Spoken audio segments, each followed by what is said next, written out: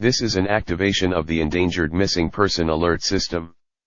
The Bonner County Sheriff's Office is looking for a missing person who was last seen at 10 a.m. on Friday, August 29 in the area of Care Bear Lane, North Sandpoint, Idaho, and is believed to be in danger.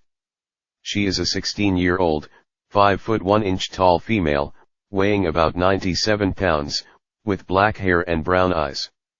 She was last seen wearing a black tank top, black shorts, and black and white slip-on shoes. If you have any information on the whereabouts of this missing person, please contact 911 immediately.